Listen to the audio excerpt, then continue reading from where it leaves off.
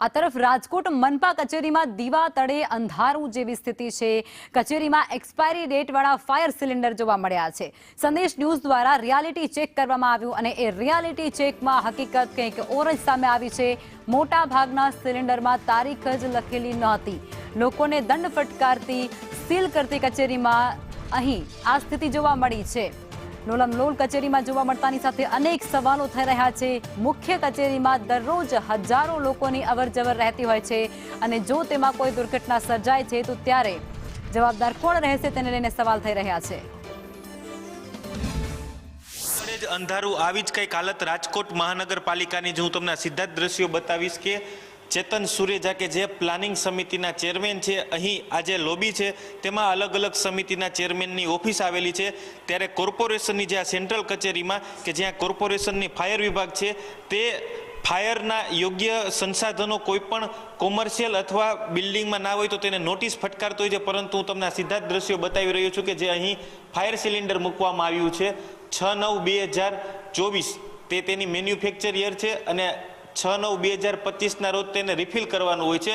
પરંતુ અહીં જે કોર્પોરેશનના જ ખુદના પટાંગણમાં જે ફાયરના સંસાધનો મૂકવામાં આવ્યા છે તે પોતાના જ સંસાધનો છે તે એક્સપાયરી ડેટવાળા હોય છે। જ્યારે સામાન્ય કોઈ પણ નાગરિક હોય છે પોતાનું જે રહેણાંક બિલ્ડિંગ હોય છે અથવા કોમર્શિયલ બિલ્ડિંગ હોય છે ત્યાં અપૂરતી ફાયર સંસાધનો હોય છે તો તેને નોટિસ ફટકારવામાં આવતી હોય છે, તેના પાસેથી આકરો દંડ છે તે વસૂલવામાં આવતો હોય છે। ઉપરાંત તેના જે બિલ્ડિંગો છે તેને સીલ પણ કરવામાં આવતા હોય છે એકમોને। પરંતુ ખુદ કોર્પોરેશન કે જે લોકો પાસેથી કડક ઉઘરાણી કરે છે કે જ્યાં કોર્પોરેશનમાં દરરોજના હજારો અરજદારો છે તે અરજી લઈને આવતા હોય છે, ત્યારે આ અરજદારોની જાનમાલને જ નુકસાન છે। કેમ કે કોર્પોરેશનનું જે પટાંગણ છે, સેન્ટ્રલ કચેરી છે, ત્યાં જે રાખવામાં આવેલા ફાયર સંસાધનો છે, જે ફાયર માટેના સિલિન્ડરો છે તે અત્યારે એક્સપાયરી ડેટવાળા છે તે સંદેશ ન્યૂઝના રિયાલિટી ચેકમાં મળી આવ્યા છે। કેમેરામેન વિપુલ બોરીચા સાથે દિવ્યેશ જોશી, સંદેશ ન્યૂઝ, રાજકોટ।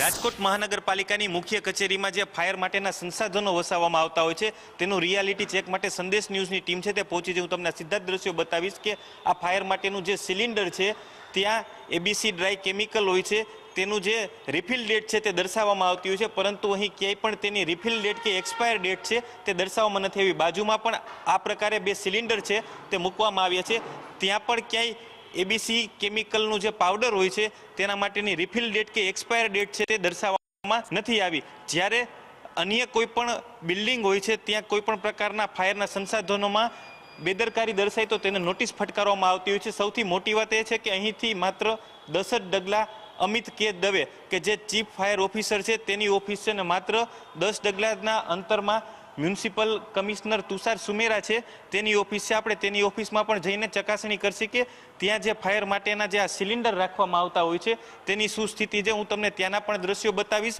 રાજકોટ મહાનગરપાલિકા છે કે તે સામાન્ય લોકો ઉપર ફાયર સંસાધનો અપૂરતા હોય અથવા એક્સપાયર ડેટવાળા સિલિન્ડર હોય તો તેના ઉપર આકરો દંડ છે તે ફટકારતી હોય છે, ત્યારે ખુદ રાજકોટ મહાનગરપાલિકાના જે મ્યુનિસિપલ કમિશનર જ્યાં બેસે છે તુષાર સુમેરા, ત્યાંના પણ હું તમને દ્રશ્યો બતાવીશ કે 15/10/2024ના રોજ આ જે સિલિન્ડર છે તેને રિફિલ કરવામાં આવ્યું હતું ને તેની નેક્સ્ટ ડ્યુ ડેટ છે તે 15/10/2025, એટલે કે ખુદ મ્યુનિસિપલ કમિશનર જ્યાં બેસે છે ત્યાંના પણ જે ફાયર માટેના સિલિન્ડરો છે તે એક્સપાયરી ડેટવાળા છે તે જોવા મળી રહ્યા છે। જ્યારે સામાન્ય લોકો આ પ્રકારની બેદરકારી દાખવે તો તેના બિલ્ડિંગોને સીલ કરવામાં આવતા હોય છે, તેના પાસે આકરો દંડ છે તે વસૂલવામાં આવતો હોય છે, પરંતુ ખુદ મ્યુનિસિપલ કમિશનર જ્યાં બેસે છે ત્યાં જ જે સિલિન્ડરો મૂકવામાં આવ્યા છે તે એક્સપાયરી ડેટવાળા મળી આવ્યા છે, જે સૌથી ભયંકર ઘોર બેદરકારી કહી શકાય। કેમેરામેન વિપુલ બોરીચા સાથે દિવ્યેશ જોશી, સંદેશ ન્યૂઝ, રાજકોટ।